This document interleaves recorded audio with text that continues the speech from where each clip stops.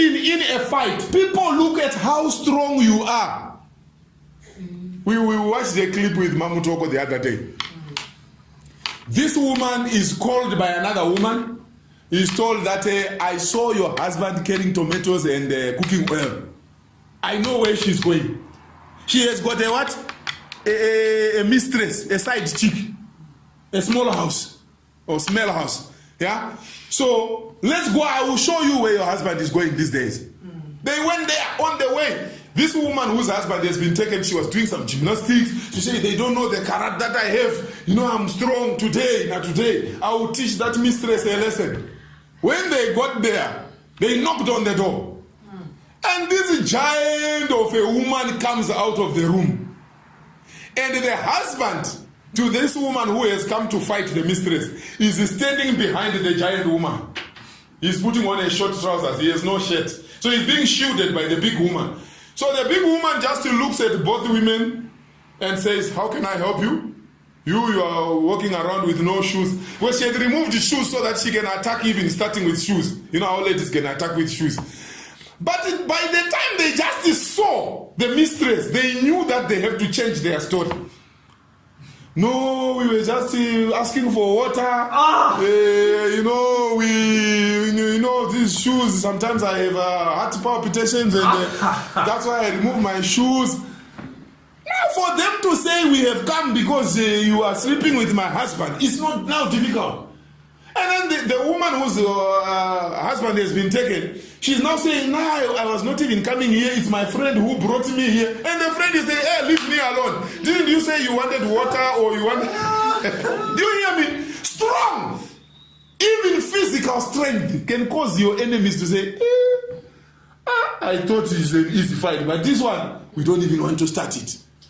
So they had to leave that place. In fact, they changed the story. So the real wife, who is fearing the mistress, is seeing the husband. She can't say, this is my husband. She said, another reason why we came is that the man standing behind you is owing me my money. So the mistress now looks at the man and says, you are owing people money? Huh? You have a habit of... He says, it's my first time to see this woman. I don't even know her. The woman says, let's get inside. So these women now start going. As they are going, the woman who really owns the husband decides, are we really leaving these two people again together? So she comes, she says, and this big woman comes out again. She just ran away by herself. From today going forward, every demon, every witch, every satanic power, when they see you, they will clear off in the name of Jesus. Amen. As you carry the anointing of the Lord, every force of wickedness will clear off in the name of Jesus. Amen. Hallelujah. Amen.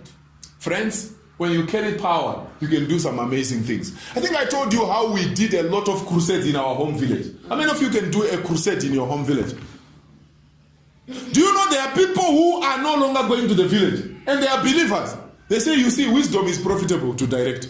Hey, going to the village, there are too many witches. It's true. The problem is not the witches. The problem is that you are empty. They belong to the devil and they have enough power from their master. You are supposed to have more power because you are on Jesus' side, but you have decided to be empty. Amen. We went to the village. We held so many crusades with my brother. We preached and we challenged the witches. Come to my mother's house. I'm sure they came, but they couldn't get us. And one of the days, we had set a committee that would run this gathering when we are not there, when we have gone back to the city. And the chairperson of the committee that we had set up in the village, she fell ill. All of a sudden, she had, what do you call that sickness? Hips or herpes. She just developed the blisters all over her private parts. From nowhere. They carried her to the hospital. She didn't tell us. Carried her to the hospital. It was so bad. She distributed her clothes and everything she had. She said, I'm going. You know, have you ever been sick until you distribute your clothes? It was that bad. So, one of the days as my brother and I were preparing, we were left with about 2 hours to go to the crusade ground. And then this sister comes, she was just walking slowly. We were neighbors. So she says, Wilbert, I'm dying. I said, you can't die. He says, I'm dying. I was diagnosed with herpes. She told me the story. I was not interested in the story. You know, when you you're anointed, you don't want stories. Soldiers get excited at the sound of bullets. If you are a true soldier, when you hear that somebody said they want to kill you, you get excited. An opportunity to demonstrate that I'm anointed. Are you with me? So, do you know what we did? We just showed off. We said, you are not going to die and you are coming to the crusade ground. She said, my mother won't allow me because she says I might die at church. We said, come, you are going to be the first person to die at church. We did not even pray for her. You know, sometimes we give the devil too much attention. Oh, Satan, demons. What? We said, go. We'll see you at the crusade ground. Praise the name of Jesus. We didn't pray for her. When we remained, that's when we dealt with the enemy. Guess whom we met first at the crusade ground? It was that lady. Until now, she's alive. She's working by Plum Tree. What are you talking about? I'm talking a true story. Are you with me? She's alive until now. That was 1996, 97, 98 I'm talking about. They wanted to kill her.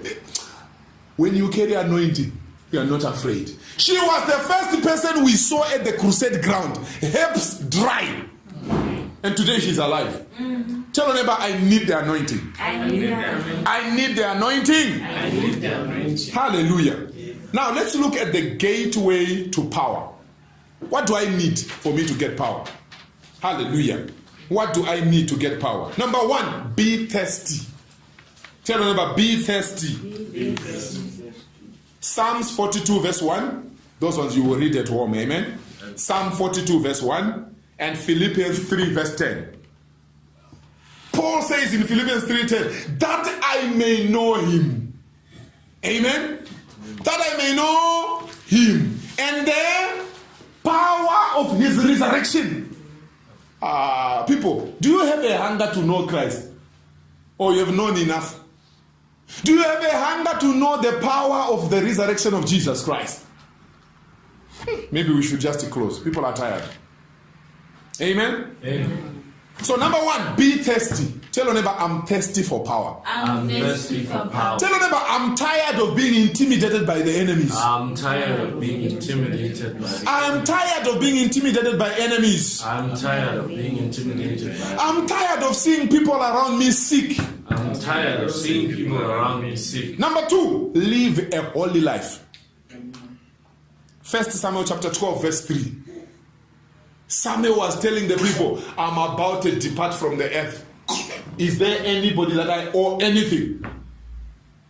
Do I owe anything to anybody? Is there any wrong I have done? And all the people of Israel said, you owe us nothing. Can you stand anywhere right now and say, is there anybody who says I touched their breast?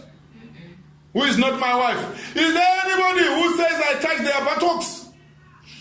Is there anybody that says I lied? Is there anybody that says I stole their things? Is there anybody that says I took their husband? Can you stand and ask a crowd of people and be confident that you will be clean? Samuel was confident. Amen and amen. If you are going to move in the anointing, you must live a clean life.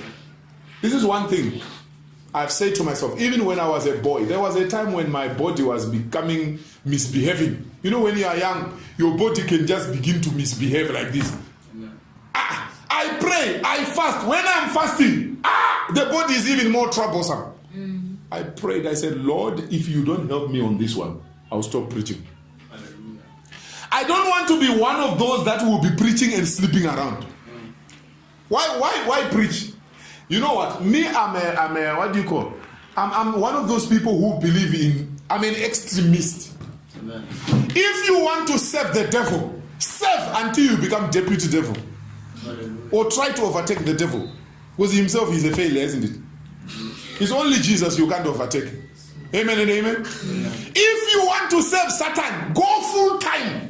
If it is drinking beer, drink all the kinds of beer. Don't leave any beer. So that when you go to hell, and even when your liver is damaged, you know I'm damaged for sure. Not that you're just drinking one type of beer. Then your liver is damaged. No, man. You didn't enjoy enough. Hello? Amen. Yes. You want to be a killer. Be a killer forever. Don't waste your time with God and then you are with the devil also. That's what I believe. So when I'm with Jesus, I'm an extremist. I cannot be carrying sin and carrying anointing at the same time. I've seen some people, they don't mind it. You see, when you live a life of sin, you are with the devil. Amen. You can't be with God. The devil doesn't mind you being with God and with him. He doesn't mind. But God minds. The Bible says, be ye holy, for I am holy. Do you know there was a brother when we were growing up in the Lord? That man was powerful. That man was powerful. He will preach, he will teach about the Holy Spirit. We were going to the same church. He will preach about the Holy Ghost like this. He will remove his jacket. His jacket had anointing. Serious anointing. He will wave his jacket like this. Nobody will remain standing. All of you will be on the floor. Power! Tell your neighbor, power. Power. But the brother didn't know something called holiness. In terms of power, it was there. In terms of holiness, zero. Today, even if you Google his name, he's nowhere to be found. Hello? At that time, I was still growing. I didn't carry much anointing, but I was desiring the anointing. When I started seeing, I wanted to get closer to him, and my mentor said, no. He had heard some things which I had not heard. And then, after some time, we heard that, one day, he went to do a crusade in a certain place where I used to go and do crusade also. He was found in a room, in the bedroom of one elder's daughter. They were sitting with their legs crossing each other like this. I don't know what they were doing. When I heard it, I said, hey, anointing plus sin. I distanced myself from him. Are you with me? So to be anointed is not enough. You must live a holy life. Amen. There are a lot of anointed fools. You don't want to be one of them. You will be doing miracles, but you live in sin. Paul says, I discipline my body. After preaching to others, I don't want to be thrown away. Friends, be holy. Amen. Anointing without holiness is a waste of life.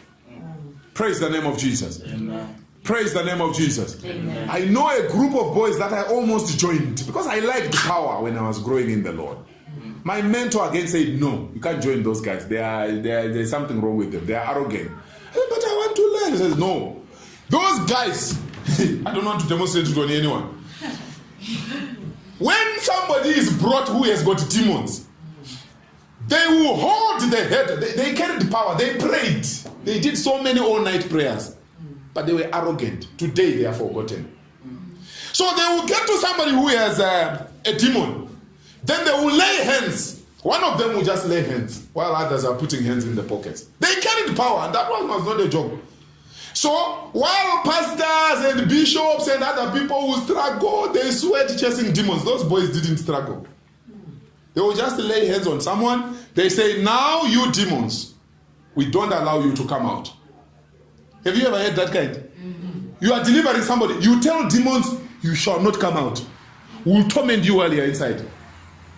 And then the demons, please allow me to go. Demons always begged them to go. You are not going. They had authority. You are not going until we allow you to go out. Tell your neighbor, power.